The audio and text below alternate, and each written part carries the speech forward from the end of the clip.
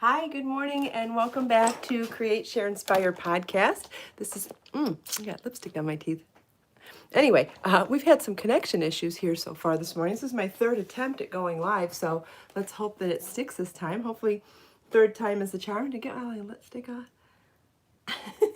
Anyway, good morning. Welcome back to Create, Share, Inspire podcast. This is episode 740. I'm Kristin Omdahl, and today we are in my studio. It is really cold outside this morning.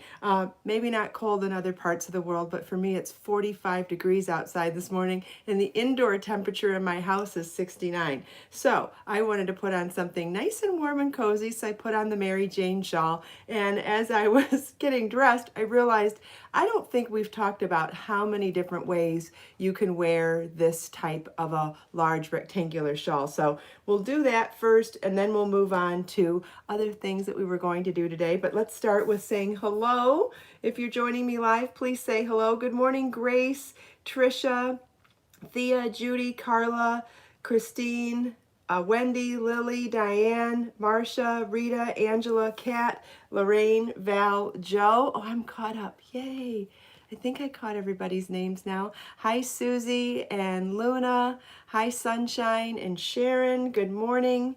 Hi, Carla, Carrie, Susie, Cherie. Judy. Good morning, Judy. She's posting a link to the book, Be So Caring, where you can get the pattern for this shawl. The shawl takes 9 balls of Be So Baby yarn, and I used color orchid for this one, and I'll show you more about that in a minute. Yes, the color is very cheerful, isn't it? It's super fun. It's a super fun color. And I'm wearing it over my white t-shirt bodysuit with high-waisted skinny jeans and a belt. Hi, Nadine and Kathy. Good morning, everybody. Welcome back to Create, Share, Inspire podcast. This is episode 740, and we're here live in Southwest Florida in my studio. Oh, yes, Carla, these earrings I made too. These are the Alicia earrings. These are done in Be So Fine yarn, and that's colors Tropical Hot Coral, Crushed Berries, and Pink Dragon Fruit. I used a tidbit of each one of those. Super fun earrings, and I liked how the pink picks up the pink in the shawl. And I also like how coral and pink look together. I think corals and pinks is such a great combination of colors, so I thought they looked really, well, obviously you can tell I think that because I put these 3 colors together, but I also thought it went well with the shawl. Yes, we'll do a little bit of magic loop this morning, Angela, but I did get some feedback, some criticism / feedback yesterday on what we were doing in the podcast, and I just want to reiterate that what we do on the podcast is more about my focus is the live interaction of talking with everybody and giving everybody the ability to ask me questions. If you are looking for a magic loop tutorial with a nice tight close shot of my hands, there is a video. I shared it yesterday, or Judy shared it yesterday during the live feed, and you can always go and find it after the show. But somebody was thought that I should be more focused on my hands in the podcast, and that's not my focus in the podcast. So just to explain that a little bit, I do tutorial videos for those close-ups, and you can always watch those separately in conjunction with the podcast or however you see fit for your learning style. But here, it's nearly impossible to move the camera around all the time. I don't have a huge studio with multiple cameras. I wouldn't even know how to do that on a live stream here at the during the podcast. But I will say, if that's what you're looking for, the tutorials are way more helpful for that. And anytime there is one, I try to talk about that in the podcast. So we did talk about it yesterday, and I'm mentioning it again today. So if you want to see the actual tutorial on Magic Loop, there is a detailed blog post on my website. In fact, let me pull that up right now. And I'm going to share it right here in the live feed. And in that blog post, you will also have a link. Oh, look at that little queen crown. That makes me so happy when I see that. Anyway, I want a crown. I think I want a crown or tiara one day.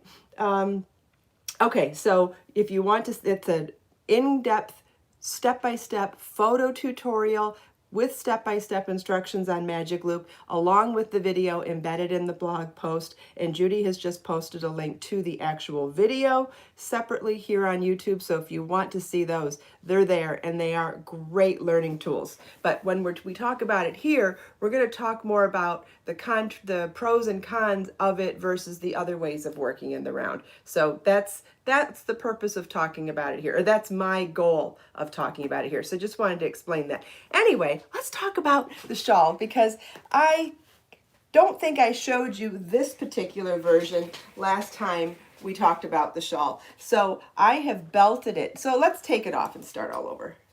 Okay. First of all, I want you to see, oh, and I have a comparison to show you with another one too.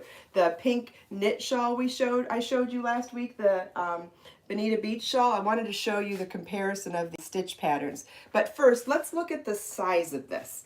This is 30 inches wide by 72 inches long, which is absolutely an amazing size for a rectangular shawl. And the reason why I want to talk about that first and foremost is anything that's two-dimensional, meaning just flat like this, you can pick any stitch pattern. You can pick any types of stitches, any gauge, any size hook, any size yarn, and make a rectangle this big. And this is a wonderful size shawl to give as a gift, or give as a prayer shawl, or as donation, because there's nothing like a 30-inch by 72-inch hug. Look at that. You know, is that a hug or is that a hug, right? So, I mean, the size is wonderful for just being comforting, but the size is also, it also opens up so many possibilities for different ways you can style it. First of all, look at the way it hangs on your arms, right? So we've got it just having that much body of it. Look at how beautifully it hangs down in front with me just hooking it underneath my elbows. That alone is cool. Then if you want to consider adding a butterfly clip, immediately you've got more of a vest look. Let me get that even. So immediately you have more of a vest look. You could do this with a shawl pin too. Do I have a shawl pin here? They're in the other room. Well, we can use a crochet hook for just a second. Pretend this is a shawl pin. I think this would be a great candidate for making an extra piece with it. So like make the shawl and then make a long chain, crochet chain with a couple of tassels on the ends of it. And then you have something that you can use as a belt and or a corset tie. I do not have one here with me this morning. Do we have any chains? No, we do not. We'll have to do that another day, but can you imagine corset tying this down the front? Then it would immediately look like a vest, as long as you kept it hooked in your elbows. Now, having said all that, I think that having that chain tie would be absolutely amazing for corset tying along this edge so that you could turn this into an asymmetrical poncho. But we can pretend we're doing that with a butterfly clip here first. This would also work with a shawl pin. Now, if you wanted to, you could do a second clip somewhere down here, and then you would just have like an open shoulder, or you could even clip it from here. Let's see, I think I do have another little clip here. This was sitting on the floor the other day, and it scared the heck out of us. We both thought it was a giant bug. Okay, so I'll do that, but I'll put my arm back inside. Okay. And there we go. Now we've got kind of like an open shoulder poncho. Both super cute, right? And that wasn't going to stay. Anyway, you get the idea of it. So you could do that with a corset tie. You could do that with a couple of pins. You could do it with one pin. You could make this a wider opening. Let's bring it down a little bit. You know how I like things to go off the shoulder. Is that a little bit better? Yeah, that's a little bit better. I like that a little bit more. So then you can see how that looks as a poncho. Super duper cute. And each one of these looks is really a lot different than the previous one, right? Now you can always do this as a scarf too. I get excited just thinking about it. What a gorgeous voluminous scarf. Look at that. You've got all that volume up here, all that squishiness, and it comes down decent in the front. In fact, if you really wanted to wear it like this, you could go 80 inches, right? You could even go 90 inches if you wanted. This is 9 balls of Be So Baby yarn, but if you wanted to make it a little longer, I would actually move it up to 10 or 11 or 12 balls and give you that volume so that when you wrap it around like this, you know, this is a style. There's a lot of people that wear scarves like this, but when they do, I feel like they're even a little bit longer. So you've got that option as well. But what I really wanted to show you this morning is the thing that I don't think I showed last time. Let me take my own belt off. Maybe we'll do it with my belt. I wanted to show you how this would, we can transform this into looking like a cardigan. Doesn't that sound exciting? It really is. I mean, I've got the stretchy belt there too, but I've got my regular belt. Oh, let's try the stretchy belt. Maybe that one will be easier, less fussy for a tutorial or a demo. I guess this is really just a demo, a styling demo. Okay, so I just have it over my shoulders and I've wrapped a belt around it. So now I'm going to take these 2 side pieces and I'm going to smooth them out from front to back. So what'll end up happening is I'm trying to get this side, this piece to go across to the center back and bring this one out to the center front, right? So I'm going to bring this one to the center front and slide this one around to center back. Now I'm doing this without a mirror, obviously, so keep in mind if you had some more. So now I want to lift my arms up. I want to make sure I have plenty of arm room here. Way to the back necessarily, but what it is going to do is not be bunched up on itself. I want it to be smooth across there, but as we zhuzh this around, I think that it's going to not go all the way to the back, but that's fine. I don't mind a little bit of booty sticking out, and I don't mind this draping down. I think that's really pretty. I think this being open and this draping down is actually very unusual and pretty, and voila, look, we've got a vest / cardigan. Like, oh my gosh, this does not look like a shawl anymore, does it? I mean, I love it. I could wear this every day when it's cold out.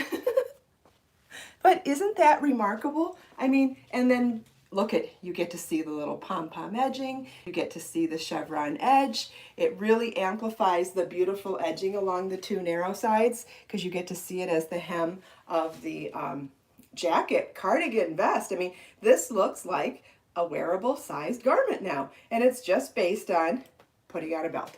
That's it. Putting on a belt and draping it a little. But I think it's completely transformed. It looks nothing like the thumbnail photo that I put on the video this morning. It looks nothing like it did as a shawl or as a scarf. It's a completely different look, completely. It's amazing, and I think it looks fantastic over a white t-shirt and jeans, but you could wear this over a dress. You could wear this over monochrome colors underneath. You could match it to the color of the shawl. You could do high contrast with your layers underneath. You could wear it with a dress. I mean, I really don't think there's an outfit that this wouldn't go with. I think it's just great. Anyway, this is color Orchid in Be So Baby yarn, and the size that I made is 9 balls. I do think you could make it a little bit bigger. Yes, Carla, when you say do you block it, I really take that to mean do you wash it? And yes, of course I wash it. I wear it, so I wash it. And the first time you wash something is when they call it blocking. And that is when you determine and that's how you determine how your project is going to be affected by water. Yarn is affected by water, especially when we change our gauge. So the looser you knit or crochet, so like for lace, the more reaction, the more change is going to be, the more change you're going to achieve in gauge, or in blocking, or in how it reacts to water. So yes, I absolutely did wash it, and it did change in gauge a little bit. Yes, this is Be So Baby yarn in color Orchid. Now, I want to show you something very interesting. We often talk about when things are similar between knitting and crochet. I get asked a lot, oh, I really like that. Can I do the same exact thing in knitting or crochet, whichever is the opposite of the item that they're remarking about? So I wanted to show you the stitch pattern.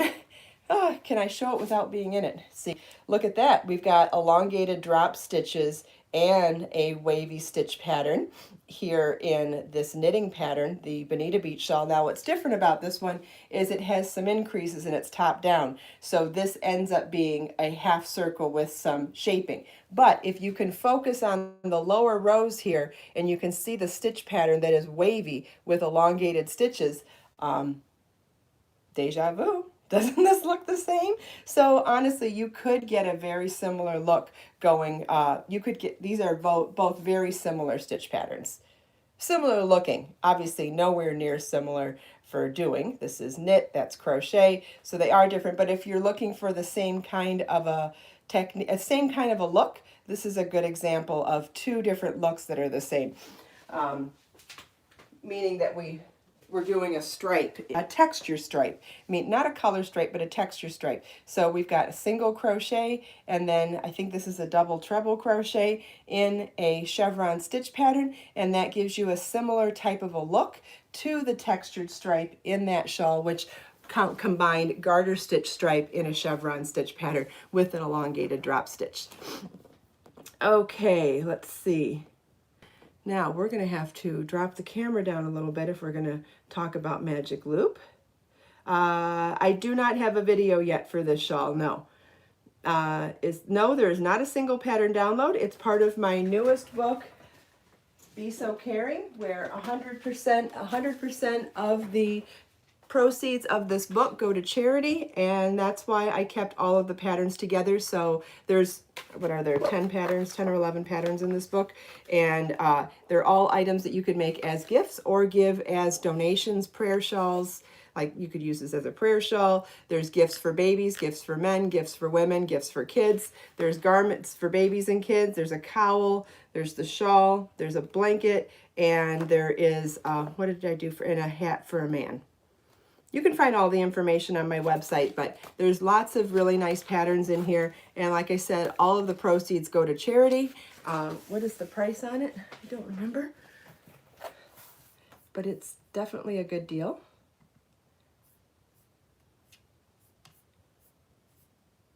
Yeah, you can get the paperback book for $11.99 or the ebook for $9.99, which honestly, that's around the same price that other designers sell single patterns for. So it's really not a bad price, and 100% of the proceeds go to charity. So there's that. Okay, let's see, what was I going to show next? Let's see, where am I going? And yes, there will be videos, video tutorials on the projects in there. I'm working on other stuff right now, and it is definitely on the list to do, just hasn't been done yet, that's all. I get so distracted by that color wall behind me. I love it. Okay, are there any other questions? Thank you, Lily. Yes, and the font is large in that book too. So just like with all of the books that I have published independently, meaning I am the publisher of my books now, not other companies. I've had books published by Leisure Arts and Interweave, and I forget who else, but since Motif Magic, I've been independently publishing, meaning I am the publisher of the books.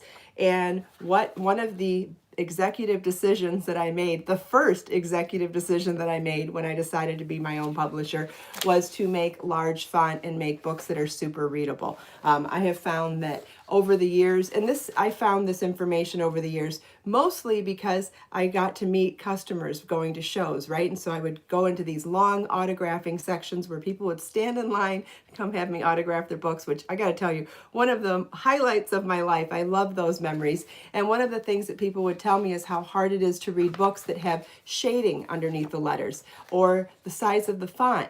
And it made me go back and look at the books, and I was like, wow, it's really pretty that it has, the color blocks and the different, stylized things on the pages, but it was hard to read. And so as you can see in this book and in all the books that I've independently published, starting with Motif Magic, it's Motif Magic, 80 handmade gifts, layers crochet, layers knit, 52 crochet gifts, and now Be So Caring. These all have 14-point font, and if you don't know what that means, that's okay. But 14-point font means it is a very large font, and all of it is on white paper, so it is very, very easy to read.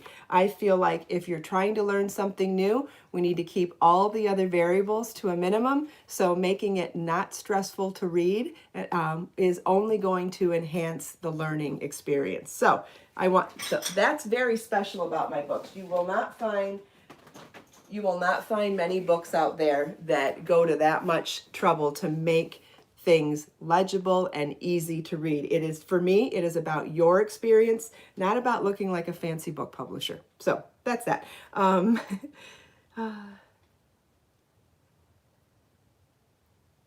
Okay, I think there might be questions about the Be So Helpful bags, but I believe Judy's answering that. But I could go into it real quickly. So I said all of the proceeds of the Be So Caring book are donated to charity. What does that mean? So the money that we raise through the sales of that book are used to donate my Be So Helpful bags to domestic violence women's shelters. So and you can get information from the link Judy provided, but there's all sorts of wonderful, thoughtful things in here. This would make a great gift actually as well. It's not just for charity, it's for human beings. And it's unisex, it's good for men and women. So you get a 2-ounce bottle of Be So Clean soap along with a washcloth and a hand towel, a nail file, a tube of lip balm, a pen, and a Create, Share, Inspire notebook, and a water bottle. Basically, I wanted everything that you could possibly need if you were going through something challenging, or you were in between places. What if you needed to take a bath real quick and you didn't have anywhere to go? You could get cleaned up in a public bathroom with the items. And there's a tote bag in there too. Yes. Thanks, Judy. There is a tote bag in there, and it's one of those ones that fold up. Let's see. Sharon, do you order books on the website? You can. You can order my books on my website. You can also order them on Amazon Prime all over the world. I'm pretty sure that all my books are available at barnesandnoble.com as well. I'd have to double check on Be So Caring. But if you go to I have a separate page on my website that is just dedicated to Be So Caring, and I'll show that link here. So on that page, you can get all the information of the patterns that are in the book, how much yarn and what size hook you'll need, along with links for every Amazon market it's available in. So it's available all over the world in different Amazon markets, which is way cheaper than ordering directly from me if you live in another country. But if you want it autographed, you need to order from me. And then the ebook is available as well. So all the book information is available on that page. And I just shared that link as well. And then there's obviously all the links to purchase from there. Let's see. I think we're done with those questions. And we ran out of time again. I need to start on Magic Loop when we start one of these days. We've been wanting to do this for how many days now? So what I wanted, but the thing that was really important in talking about this was just getting to the point that you need to, you have options when you're working in the round, right? So we talked about working on a circular that is the right dimension. We talked about the fact that if you want to, it's better to go down in circular cord size for the circumference that you're trying to work with. You can work on double points if the number of stitches is appropriate. If you're working on a body pattern that has 200 stitches, you're not using double points, you're using a circular. And at that point, if you want to use something where the cord is the right size, you want to use something smaller than your dimension. So let's say you're working on a sweater that's 35-inch bust. A 24-inch circular will work, a 30-inch circular will work, but a 36 circular won't work because it might, but it'll be really close. And if you're making a larger size, say a 40-inch bust or a 44-inch bust, the 36 circular won't work. It'll pull the stitches too hard. Kind of like on this hat. If I tried to knit this hat in the round on this longer circular, look what happens. Not only am I compromising my stitches and stretching them too much, You can damage the stitches, you can certainly stretch out the gauge, but it's also going to be nearly impossible to do. And the more you struggle with your knitting, the more likely you are to drop stitches and make mistakes. So look at this, it's just not going to work. So what do you do when that happens? You have a couple of options. You can either go back to change circulars to, I'm going to get to where my yarn is as I'm talking. So you could either go back to an appropriate size circular. So this is a hat, so it's roughly 20 to 22 inch circumference. A 60-inch circular works great for that. And I showed you that the other day when we talked about this.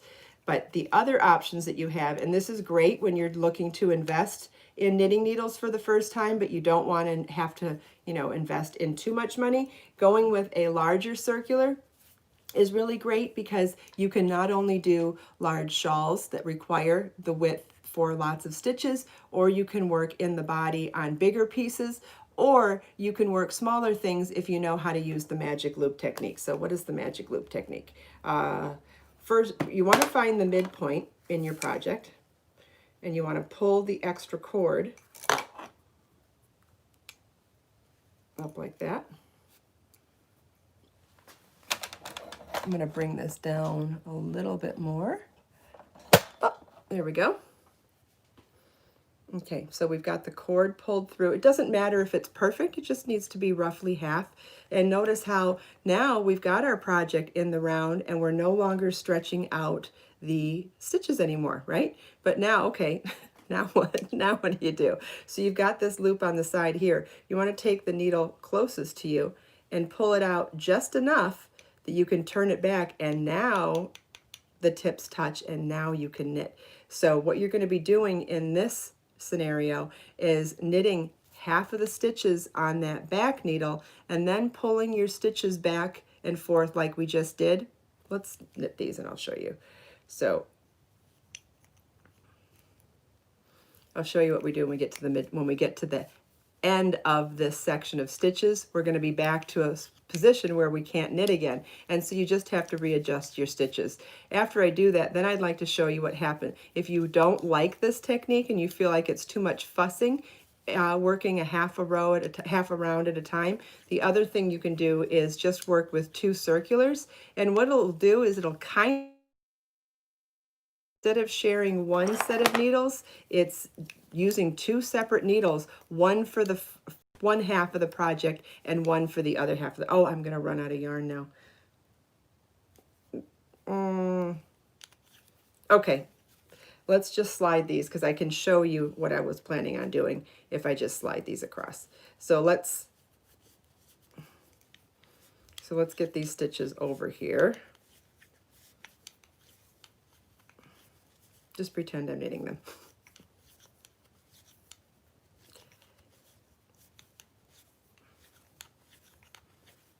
Okay, so now we've got these stitches on the front with a loop there, and now this one's long. So what you'll do is slide this one back so that we get into that position we were before. Right? Remember we were in this position where we had both needles facing the same way, side by side, and now we'll pull out that other side and so that we can knit. Now, if you want to see the tutorial for this, I have a link in the live chat. You can find the blog post on my website, and you can also find the video here on YouTube. All of them have lots of detailed information on this, including there are tips for where you place your yarn to have your yarn in the front and the back of your work, whether you're knitting or purling. And that's really important information too, so that you're not adding extra yarn overs at these gap sections. Now, let's say you don't like that and you don't want to have to slide your needles every time you do a new row. You could literally work these stitches. And I'm just going to slide these now to an extra set of knitting needles. And you can do that magic loop style of working half of the round at a time. That's making a lot of noise. Let me just slide these real quick so you can see what it looks like. And then you're not limited to just a really long needle either. Let's say you just have 2 any length circulars. Well, it would only work, depends on how many stitches you have, right? You would need to have, if you have a lot of stitches, you need to have at least one of them long. But here we go. So now we have it on 2 separate circulars. So you would work these stitches exclusively on these needles and these stitches exclusively on these needles. So as you're coming around here, you would pull this needle, pull the second half of the same needle to work each side. And it'll give you kind of the same concept as magic loop, but it's done on the 2 separate ones. Does that make sense? I'll wait and see if there's any questions, because I know that that's a little bit about a lot. So I just wanted to show you that you have all those options. I'm going to pull the camera up now so I can see better. Okay, so let's see if there's any questions about that. And Carla says it looks confusing. That's fine. You know, not every technique's for everybody either. You may prefer working the appropriate size circular. That's actually a lot easier than either of the, it's a lot less fussy than the other techniques, but it requires having the right size circular for every project. So if you're going to do multiple types of projects, it ends up getting pricey having all of them. So these are suggestions if you're starting out. These are options if you want to just try to do something with one needle. Also, it's just great to have options, right? Some people, I'll need to do it with you. I ran out of yarn, so I can't actually do any more of the knitting this morning. I forgot that I ran out of yarn on that project. We can do it again another day.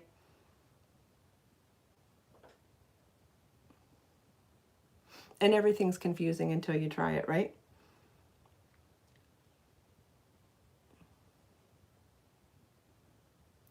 Thanks, Melissa. Right, it's probably, it's a new concept to some people too. Yes, Carla, I would recommend watching the tutorial and reading the tutorial so that you can follow step by step. Because it really is nice to have that magic loop technique in your toolbox, because there are so many times when you don't have the right size circular for something. It's great for socks, it's great for sleeves, it's great for hats, it's great for anything small if you don't have a small size circular needle for what you're trying to do. And especially, a lot of people do not like double points. It is a great way to do things that you would normally do on double points on a magic loop instead. And magic loop is confusing if you haven't done it before. Absolutely. First time I did magic loop, I thought it was really confusing too. You really have to get your hands going and do it for yourself. And I think that between watching the video and the step-by-step tutorial, I think the step-by-step tutorial with photos on my website is actually super helpful, because sometimes it's just about getting things in the right position for this. It's not even so much the knitting, it's getting everything positioned to knit. That's actually the challenge with magic loop. But once you do it, oh my gosh, I promise you, once you try it and gain success at it, you're going to say, oh my gosh, how did I not know magic loop before? This is a game changer.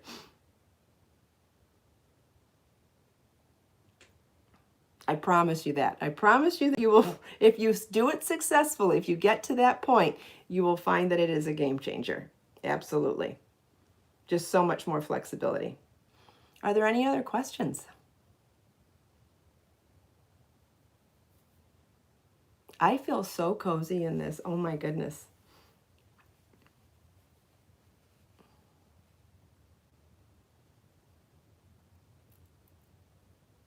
But that's good. I'm glad we don't run out of things to talk about. It would be pretty boring if we ran out of things to talk about. It seems like I always have more to talk about than I have time for. So is circular better than regular needles? Sabrina, do you mean straights? I don't think any tools are better necessarily than others. I think it's a preference, and I think it's based on what you want to do. I do not use magic loop on everything, Melissa. I have the luxury of owning circulars in multiple cord lengths. So for me, I find it to be, for hats and sleeves, I find it to be less fussy to use a small circular. But that's my personal preference. And, you know, but when needed and when I don't have access to right size circulars, I love magic loop then. And I prefer magic loop on socks, because that's even a smaller circumference. And even if I were doing sleeves and I was doing a tapered sleeve that went down to a sleeve cuff, I would definitely switch over to magic loop when it got smaller. I just like having that tool in my arsenal of tools or in my toolbox. I find that it's really wonderful to have that option when things get small or when you don't have access to the right size circular needle for what you're doing. So I don't know if your question is, do I think circular is better than straight needles, or if I think magic loop is better than regular knitting in the round. I don't think anything is better than anything else. I think it depends on what you need for the project at the time. I have not used 9-inch circulars, Thea. I would rather get better at magic loop than buy another whole set of needles at this point. So for me, I love my 16s, but I have no interest in buying smaller ones because magic loop is easy for me now. Carla, I do not like detachable circulars. I don't like the interchangeable sets. Apparently there is one by Adi Turbo that does not fall apart. They literally click into place. They're not based on just screwing them tight. And I would be interested in trying those. But in general, I do not like interchangeable sets because for me, they always come undone no matter how hard I tighten them. So I do not like, they're very expensive. If they work for you, they're great. But if they don't work for you, I think it's a lot of money for something that doesn't work for me. I would rather have individual circular needles and learn these multiple techniques to have a variety of cord sizes. You're welcome, Melissa. I think it's important to answer questions. Thea loves her Adi interchangeables. You have the ones that click and lock, right, Thea? They don't just screw on, they actually click and lock, right? If you're interested in interchangeables, that's the only one I would recommend. But that's my personal opinion. There's all sorts of tools out there, and there's all sorts of people that enjoy different tools for different reasons. So if you like something different than I like, that's okay. But if someone... Okay, we're going in and out again. Thank you all so much for taking time out of your busy day to spend a few minutes with me. I hope you enjoyed the styling demo, show and tell, a little bit of tutorial and explanation on the different types of knitting in the round. If you have any more questions, please always feel welcome to come back to the video when it's not live, but just a video later today, and leave your questions or comments there. I'd be more than happy to answer your questions if I can. Let us make time to create, share, and inspire today and every day. Have a wonderful day, everybody, and I'll see you tomorrow, same time, same place. Bye-bye.